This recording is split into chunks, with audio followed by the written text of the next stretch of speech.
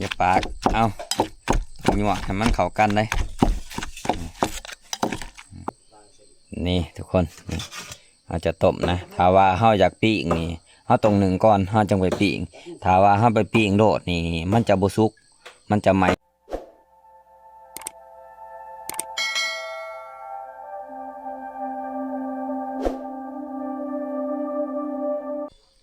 กราบทักทายสบายดีเบิดทุกคนเนาะสบายดีตอนเช้ามื้อนี้ทุกคนเนาะคือมื้อนี้เฮาก็กินข้าวกินน้ำแล้วเฮาก็สิกลับบ้านมื้อนี้เพราะว่าเป็นมื้อกลับบ้านทุกคนเลยเนาะเฮากำลังนึ่งข้าวเมียนและกลุ่มของเขาสุกเฮาจังสิเฮ็ดกินเฮ็ดอยากกินข้าวกลับบ้านแต่เช้าเลยบ่าวสัญญาเอ้ยแย่ออกแล้วคุณแย่เมื่อบ้านดื้อใส่แล้วผ้าใหญ่ว้ายหลอกกระเจียวออกกระไรแต่เช้านี่ใส่แล้วแม่ทับกุ้งเฟื้อถ้วยละ300,000แล้วได้ไรหนึ่งข้าวเมียนเอาวันนี้เอาซุกเขาจังสีกินข้าวกินน้ำนะเขาจังสีเมื่อบ้านนะส่วนพญจอยเพิ่นบ่ทันตื่นพญจอยลูกพญจอยลูกแกล้งแล้วจอยแล้วบ่อยากลุกจอยแล้วก็ได้เอาใหม่อันเปิ้ลมาให้ไหมใช่แล้วบ่อยากลุกนึงเขาบ่จะกินพุ่นแล้วพวกเจ้าประมาณลูกแจ้งแล้วลูกสูบหวานสูบหญ้ากินกระเพาะกระเพาะไปพุดแย่นี่แล่นเฮาแต่ละโตทุกคนเด้ปูเมียนนี่พุ่นตัวนี้โอ้ยังเป็นเบิดแล่นเฮา5โต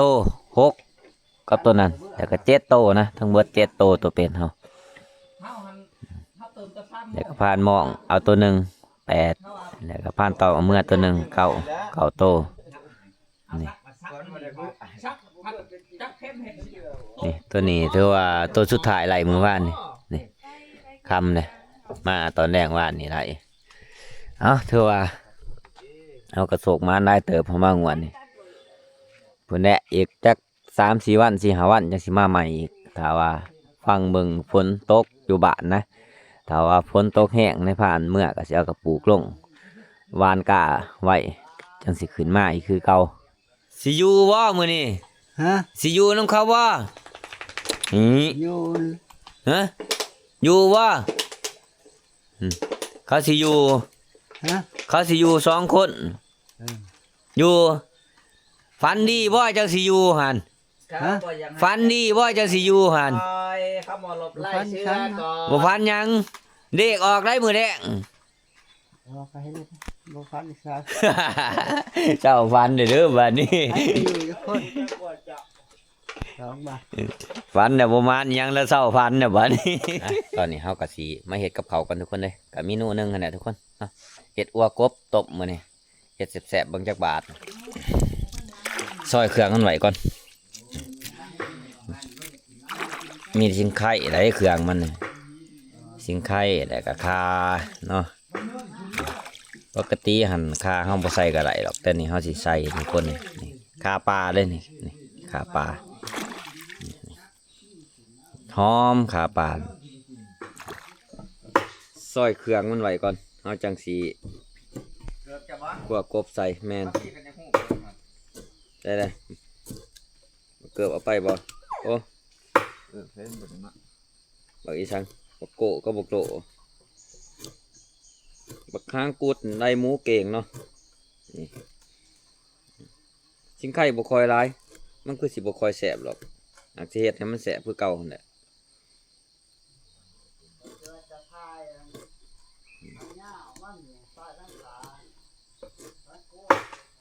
ถ้าออกพร้อมกันในกระสางละทางเลย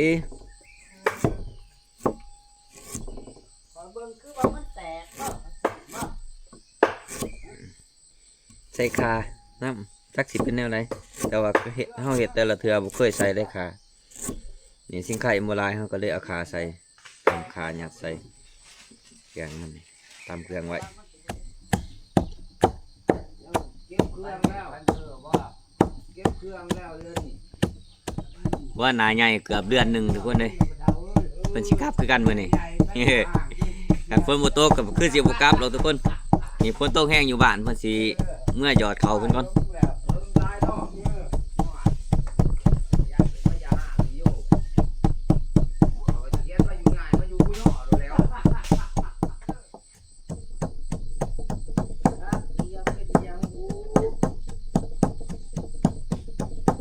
บอกเรามาหาเขาเบิ่งสิแก้ความฝันให้ฟังเมื่อสิให้เราซื้อเบิดจักล้านหนึง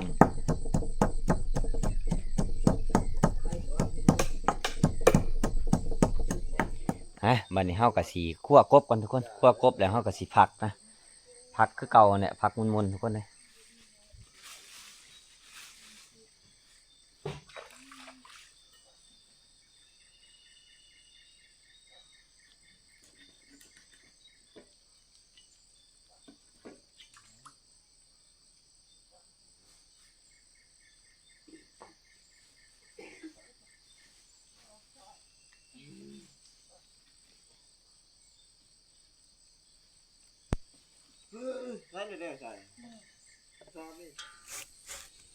ต่อยนึงถือแพ็กมา คั่วกบอุ้ยฮะ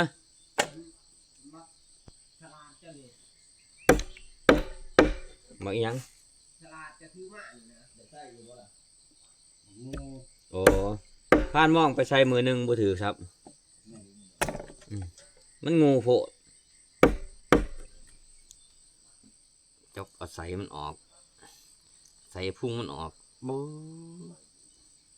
กบตัวนี้เป็นยังวะ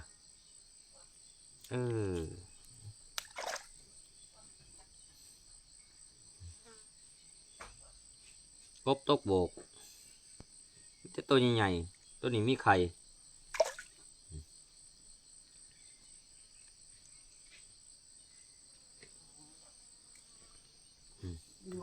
ต้องเอาขาเอายังสิ้นส่วนที่ว่ามันเรือออกจากโตมันแหละเอามาฝักมันมุนๆทุกคนเนี่ย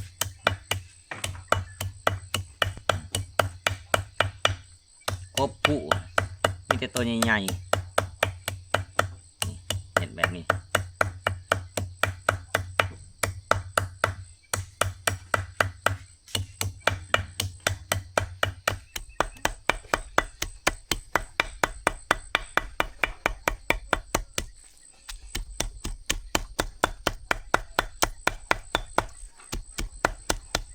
มีดก็บ่ค่อยเขาแต่มีดเขาเนี่ยโอ้ผักนี่มันจะงาม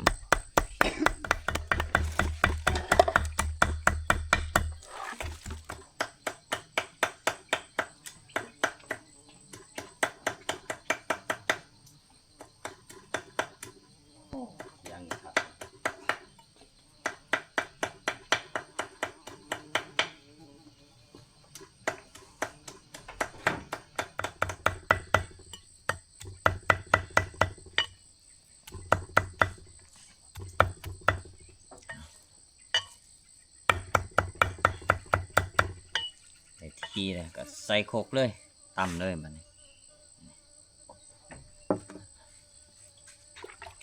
เคียงนี่ต้องล้างให้มันสะอาดเพราะว่าน้องม้าเฮาบางโตมันก็ดื้อบางโตมันก็หูนะล้างเกลี่ยโอ้เคียงนี่ใหญ่เลยมากดีน้ำได้ไรมาก็แดกใส่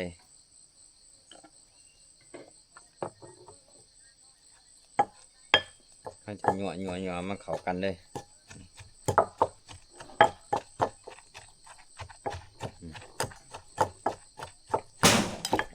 หยั่วให้มันเข้ากันเลยโอ้หอมเลยได้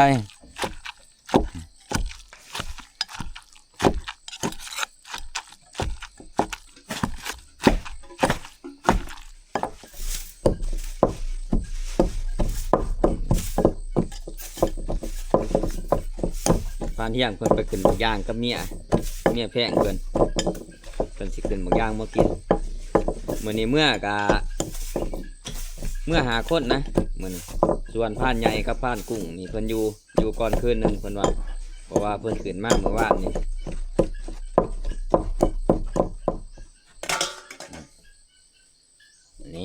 ฮะจะมาหยัดเขาเนี่ยนี่ถือว่าหยัดเนาะหรือว่าเอิ้นป้อนกับว่าแมนทุกคนภาษาพื้นบ้านเขาก็เอิ้นหยัดเลยเพราะว่าภาษาสุภาพเขานี่ก็ป้อนเอาแต่ว่าเครื่องมันนี่เขาป้อนเขาบ่เบิดนี่เขาก็สิต้มใส่ต้มนะนี่โอ้พอดีเบิดพอดีเลยเอาหยัดเขาตัวใหญ่ๆนี่บ่พอ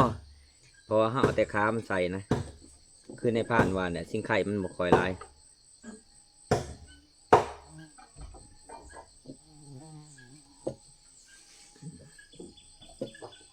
แต่ละโตเขาสิมัดไว้บ่ให้มันออกเอาสิ่งไข่นี่ได้มัดนี่ทุกคนเราจะต้มนะถ้าว่าเฮาอยากปิ้งนี่เฮาต้องนึ่งก่อนเฮาจังไปปิ้งถ้าว่าเฮาไปปิ้งโดดนี่มันจะบ่สุกมันจะไหม้แต่ทั้งนอกนะทั้งในมันบ่สุกนี่เฮาต้องไปนึ่งก่อนจังมาปิ้งคือตัวนี้เฮาสิไปต้มนะนี่ต้มเอาเพราะว่ามันสิได้กินไว้ถ้าเฮาต้มนี่เอาบัดนี้เฮาก็สิไปข้างหม้อน้ำก่อน เชื่อตลอดเชื่อกับบุเที่ยงเลยเด้อฮะเชื่อกับบุเที่ยงเลยมาแล้วสิมาเอาไม้กับบุเที่ยงแต่บ่ฮะ นี่ เอามาทำเหล้าบ่ทุกครับว้าว ต้มนี่เฮาต้องใส่สิงไข่ก่อนนี่แล้วก็บักสมเกลือนะเอาใส่เนาะนี่ใบบักสมกบนะใส่หลายก็สมพอดีใส่น้อยก็สมพอดีขึ้นในผ่านหวานน้ำมันจะออกขาวๆนะเอาใส่นี่ลงไปเอา แล้วก็เล่นตามนี้ เกลือนี่เฮาขาดบ่ไรคือเกลือนั่นแหละต้มนี่เฮาต้องใส่เกลือก่อน เย็นใช่ปะ เพราะว่าของกับเขาวกับน้ำนี่ลักษณะเป็นของข้าวว่าซั่นซะคือปลาคือกบเนี่ยนี่คือทุกสิ่งทุกอย่างนะถ้าว่าเฮาต้มนี่เฮาต้องใส่เกลือก่อนเลาะเดี๋ยวก็เลาะน้ำให้มันฟดบัดนี้มันเดือดมันฟดแต่เฮาจะเอากบมาใส่ ไอ้พูดว่า นี่เนาะนี่ เอาสิพอน้ำตัวนึง นี่ เดี๋ยวเขาขายปันกันถึง นี่ทุกคนเลย3ตัวตัวนี้น้ำนัวมันเอาลงเลยเอารอมันเปื่อยมันแซ่บเลยมันโอ้ไข่เห็ดเหลืองๆเลยเอาต้มมันเปื่อยมันแหละปาไว้นี่ก่อนปามองมันไว้ใส่เลยเหยาะแหะไปขุดแหะในจักตู้ เมื่อไหร่นะพันมันใช่แหละ ในจักตู้ ไปเห็นแต่หูมันคุดแต่หูมันคุดหูเป่ามันคุดจนเมื่อย เออ พันเฮียงมาพันเฮียงโอ้ยมันออกหมดแล้วว่าไป โอ้ หาคู่ไปพูดมันกี่รอหันว่า เออ บัดไปเห็นหูคือหูมันกี่รอได้ตัวนึง เดี๋ยวตัวหนึง บัดนี่คุด2-3 บาทหามันแลนออกหันไล่จ้จะตายโอ้ยว่ะแบบสีมันก็บ่ทันแล้วแบบนี้ โอ้ ขนาดพันเฮียงไปบนมือมันก็ไม่อ่านยังไงสีโตะ ตีนังกาลัดหนามันโดด โอ้ยบ่ได้วะ เอ้านี่บอสัญญามาแต่ขุดแหน่เพิ่นได้ตัวหนึง อ้ายพ่อบ่สมัยนั้นอ้าย เบิ่งก่อน ย่าพ่อบ่ โอ้หนายังลายอยู่ทุกคน นี่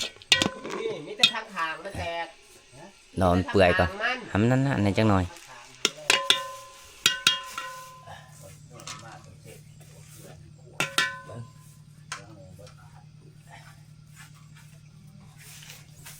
ใส่เป็นนัวก่อนบ่ต้องใส่เป็นนัวใส่แต่เกลือ ขาดกระจางขาดน้ำปลาแล้วก็แดด นี่รออีกจังหน่อยยังสิมาซีมมันก่อนเพิ่งเลยเกือบสมุกเลยรอถาพานเที่ยงเพิ่นก็ยังบ่ทันมาซ้ํเพิ่นไปเอาบักยางซิม มันโตล้ำขาดไปแบบไหนมันไปกู้ใช้ผู้วายทุกคนก็สิว่า โอ้ยแซ่บทุกคนเลยคักขนาดทุกคน โอ้เอานี่ทองอุดุอึ้งดึงอยู่เบิดเท่านั้นนี่ไปอีกคนเท่านึงเพราะว่ามันจะแสบกับเครื่องมันคือว่าทุกอย่างเนี่ยเขาใส่นะเค คือข่าคือสิงไข่กระเทียมนี่เขาใส่นี่เพราะว่ามันขาข้าวเบิด วายเลย มีแต่รอทีมงานเข้ามาบัดนี้นี่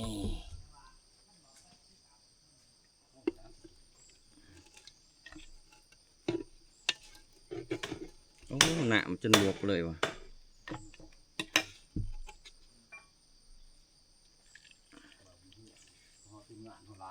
นี่ นี่บ่ทงยาง เอาสิเบิ่งเมนูเฮาเฮ็ดเป็นจังได๋ เบิ่งหน้าตาคือทรงที่แซ่บ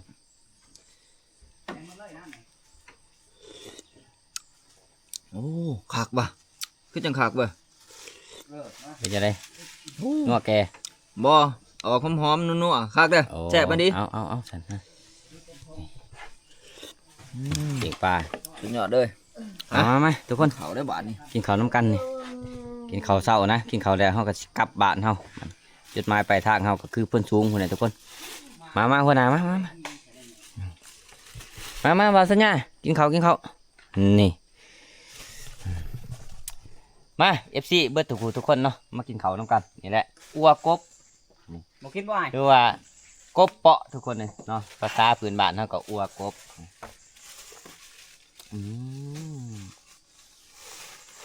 นี่เขาจะออกแบบนี้ทุกคนเนาะ เสือครับบ่ แบบก็แล้วแบบกินเขาวมันไก่นะทุกคนนี่ โอ้ยฮัลโหล มันจะออกแบบนี้แล้วก็น้ำมันสดต่างหากนะแสบทุกคนเลยเอานี่มาพระใหญ่ โอ้แม่ทับกุ้งนี่กินหมดแล้วเนาะทางนั้นเนาะ เฮากินเก่งได้ ใช่ว่าเว้าเสียวๆบ่กินกบหลองนั่งว่ะ หิวเขานี่แหละว่าสิบ่กินกันจะได้ซะ เสียวยิ้มเป้ยโลดเด้เพื่อนกัน เนาะพันเฮียกับเมียมันไปเอาบางอย่างเลยบ่ทันมา เขาเห็นกอดกันไปอันตอนอยู่ฮะบ่ป้า แนวนั้นบ่เฮ้ย อ้าว โอ้ยเขาไม่ประมาณก็สิแนว ป นั้ ระ น มาณ แหละ ประมาณ กลางแล้ว โตก็สิแนวนั้นแหละบัดนี้ บ่ได้ บ่บ่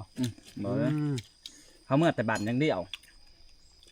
จะมาอยู่บันเมียได้เอากันใหม่ๆว่าลี่ได้ โอ้ ยังอยู่ได้พอเท่าในหมอยังอยู่ได้ตัวหนึ่ง พญายจอยเอาอีกบ่ อ๋อในหมอหั่น เอาให้เพิ่นนะ เดินมาเดินยังอยู่ได้นี่ ข้างอย่างไปกินมัน ระบบปานใดหรอกแม่ง เออเมื่อใกล้คือหอดคืองานแล้วแบบนี้เฮา เบิ่งน้ำต้มเด้อ พี่น้อยก็ต้องกันย้ายบ้านมาพี่แม่ บ่ดนยายบ้านมันซะบ่เนาะ อันนั้น เฮาก็ยังสิย้ายบ้านมาอ จะ ยู่พี่ กินพญาจอยนี่ยังโตมึง อยู่ ได้ รังกันเหล้า บ่แล้วฮะกินไหม แต่ยายมานำกันหั้นแล้วคันว่านั่นน่ะ วันนี้กินข้าวกินน้ำแล้วเฮาก็สิหาก็เกี่ยมเก็บเครื่องเก็บของเฮากลับบ้านมื้อนี้โอ้ยห้ามยังได้มา บักย่าง มันย่างมื้อนี่ จับนี่ละเอามาให้เจ้า โอ้ค่ะเอากินข้าว ข้าววะ กำลังสิอิ่มนี่แล่นปั่นกันพูละโตแล่นแหงแล่นแหงปั่นกันพูละโตนี่ ไปนำลังช่างในป่าเห็นใบใหม่เห็นแล้วอ่ะนี่ก็เด้อ แล่นที่เข้าไปครัวเมื่อวานมันตาย3ตัวเฮ็ดกินเมื่อคืนนี่ตัวหนึง น้องนงเก็บบ่ไว้แล้วเนาะ เก็บเครื่องเก็บของเขาแล้วนะนี่กับบ่นักปานใดขาเมื่อนี่เพราะว่าเฮามาหาแดดเฮาบ่ได้มาหาเนื้อบ่เปื้อบ่กลับบ่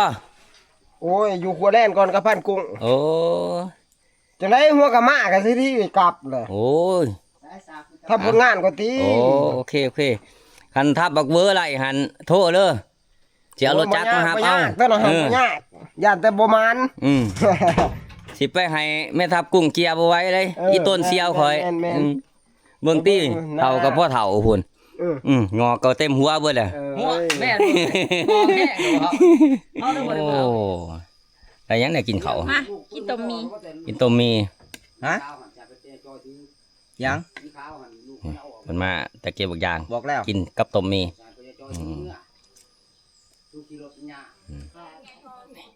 เอาแล่นใส่เสียวก่อนเพราะว่าเฮาสิถือแล่นเมื่อนะใส่รถเมื่อก็คือ2 4 6เหลือ6ตัวเนาะแล้วเฮาก็ให้พิเศษหัวหน้าใหญ่ตัวหนึงเอาไหมลูก น้าพอเอ้าเบิ้งใช่เลย นี่อยากให้ไปบ่ไปได้บัด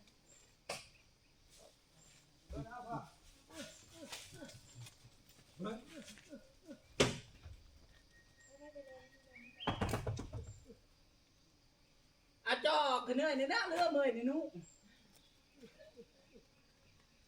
ทีมงานเฮามีทุกอัน นั่นเอามาแนนตัวนั้นให้ท่าน ตัวไร ตัวตัวแรก เอาบักย่างเมื่อให้ลูกชายกินก่อนมันคือสิบ่กินดอกลูกชายก็ดิเอามาให้มีอันน่ะกิน กระท่อง อืม ทำไง อืม เนี่ยกับลูกจะหักไพ่ลายกว่า โตก็หักสำคัญหั่นแหละเมื่อแล้วบัดนี้นี่พาหนะเฮาสิเอาเมื่อมื้อนี้ขี่กระเป๋าสัญญามื้อนี้ ทงเจ้าคือว่าเบา โอ้ไม่เอียงแน่คือหนัก ๆย่าเด้คือว่าเอาเบิ่งนี่ใส่ผักใส่นี่เลยบ่ยังอยู่เด้ บ่ ว่าใครคิดยังอยู่เด้วะเด้ แน่นดิ แล่นดิแล่นไพ่เอ้าจับว่าสิไพ่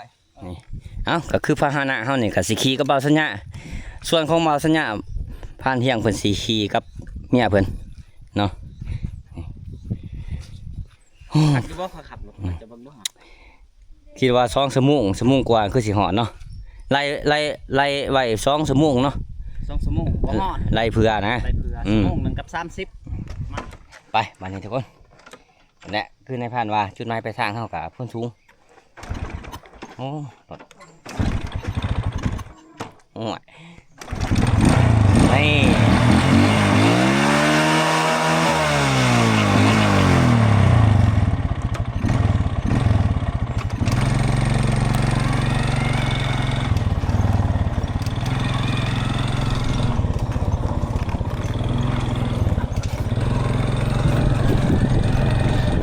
ก็ใครแน่แต่ว่าเฮามาเฮากะเมื่อยแต่ว่าขากลับนี่เฮาขี่รถเมื่อก็ใครแน่ทุกคนถ้าว่ายางเมื่อนี่โอ้ยเมื่อยขนาดเห็นแต่ละเถื่อมาเพื่อสิเหาะเถื่อนี่ก็4 โมงแรงหมดแล้ว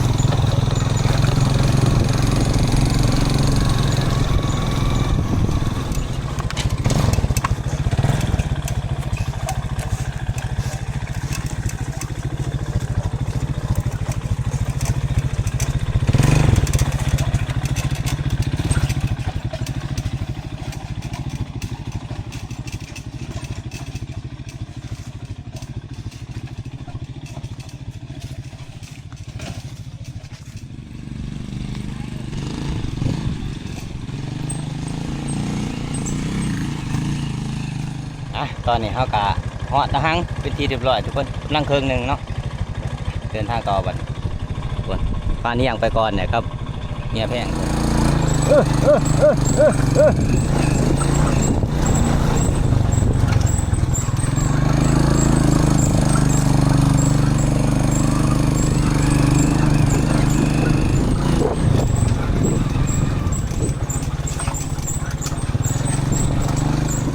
ลงน้ำพี่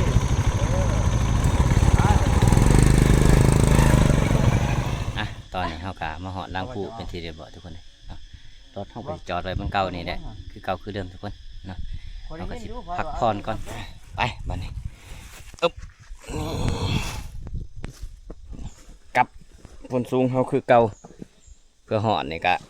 ใส่เวลาหลายเติบเพื่อสิลงหอเทือนพันใหญ่นี่ เป็น30 นาทีหรือว่าเขาชั่วโมงนะทุกคนนะอ่ะพอกันคลิปวิดีโอหนาทุกคนเนาะคลิปวิดีโอนี่ก็บ่มีหยังไรทุกคนในพานก็สิปิดไว้เพียงเท่านี้เนาะก่อนอื่นก็ขอบใจทุกคนที่เขามาหับมาชมในพานตั้งแต่ต้นจนจบเนาะขอบใจได้หลายๆทุกคน